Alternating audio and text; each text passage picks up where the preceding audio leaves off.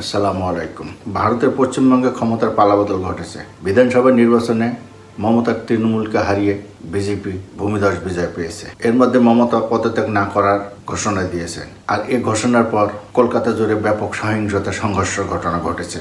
4 জন মারাও গেছে। পশ্চিমবঙ্গের অনেক এলাকায় মুসলমানদের বাড়িঘরে আক্রমণের ঘটনাও ঘটেছে। মমতা পদত্যাগ করতে না চাইলেও সংবিধান অনুযায়ী তাকে অপসারণ করা হবে। মানে ক্ষমতায় আসছেন কট্টর হিন্দুত্ববাদী বিজেপি শাসনামলে 2 দেশের সীমান্ত কি ঘটবে এখনই শুরু হয়েছে টান উত্তেজনা। সীমান্তের মানুষদের দেশপ্রেম বেশি, যার কারণে তাদের মধ্যে উচ্ছ্বাস, উদ্বেগ, উৎকণ্ঠাটাও বেশি। এতদিন পশ্চিমবঙ্গে মমতা ব্যানার্জি সরকার ক্ষমতায় থাকলেও সীমান্ত দেখভাল করার দায়িত্ব কেন্দ্রীয় সরকারের।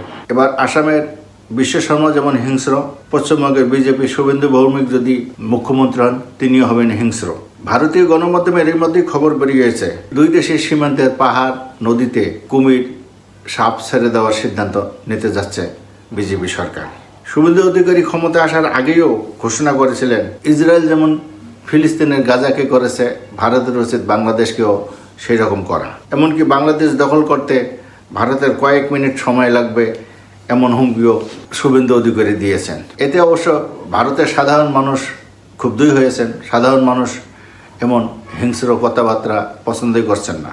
বাংলাদেশ ও ভারতের মধ্যে প্রায় 4096 কিলোমিটার দীর্ঘ স্থল সীমান্ত রয়েছে, যা বিশ্বের 5ম দীর্ঘতম। সীমান্ত এলাকাগুলো আমি বহুবার ঘুরেছি। লালমনিরহাটের ডহঙ্গরমা আঙ্গরপোতা সীমান্তে যেমন ঘুরেছি, তেমনি কুড়িগ্রামের দোষিয়াছড়া সীমান্তেও 10 থেকে 15 বার আমি গিয়েছি। স্থানীয়দের সঙ্গে কথা বলেছি। বাংলাদেশের মানুষ ভারতীয়দের চেয়ে বেশি সাহসী।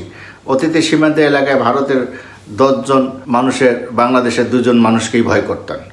বিএসএফ আর বিডিআর সময়ও ছিল একই চিত্র। 111-এর পর রাজনীতি লেখালেখি বন্ধ ছিল। সে সময় আমি সীমান্ত ঘুরেছি কয়েকবার। সীমান্তে দেখেছি বাংলাদেশের বিডিআর ও ভারতের বিএসএফের মধ্যে সাপে নেউলে সম্পর্ক। কিন্তু অবস্থাটা পাল্টে গেছে বিডিআর বিদ্রোহের পর। ঢাকার পিলখানায় বিডিআর হত্যাযজ্ঞের পর বিডিআরের নাম পরিবর্তন করে বিজিবি রাখা হয়। তারপর থেকেই বাংলাদেশের বিজিবিকে কার্যত ভারতের বিএসএফের অনুগত বাহিনী হিসেবেই সীমান্তে রাখা হয়। এটা দুর্ভাগ্যজনক। ফ্যাসিস্ট হাসিনার শাসনামলে 15 বছরেই বাংলাদেশের দেশপ্রেমী বিজিবির জওয়ানরা অনেকটাই নীরবে নির্ভীকতে ভারতের এসব আগ্রাসী নীতি হজম করেছেন। সীমান্তের মানুষ অনেক দেশপ্রেমী, এটা আমি বহুবার বলেছি। বিজেপি এখনও পশ্চিমবঙ্গে সরকার গঠন করেনি। পশ্চিমবঙ্গে বিজেপি সরকার গঠন করলে সিনারিওটা কেমন হবে সেটা দেখার জন্য সীমান্তের মানুষ অপেক্ষা করছে।